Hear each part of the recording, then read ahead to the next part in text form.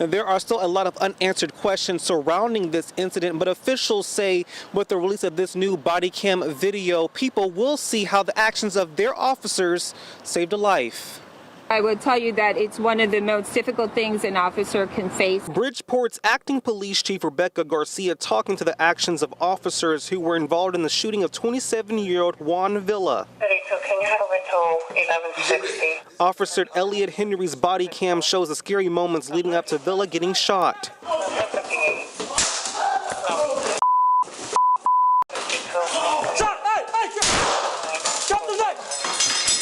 Shots fired, shots fired.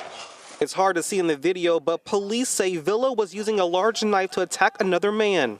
Officer Henry tried to use a taser, but it failed to stop Villa, so he fired his gun.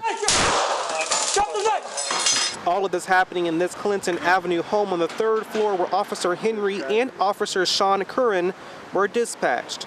It's unclear what started the incident in the first place. Yeah. He got up and started fighting again. Before this scene, investigators say Villa actively resisted before being secured. Shortly after, medical personnel treated everyone before being transported to a nearby hospital.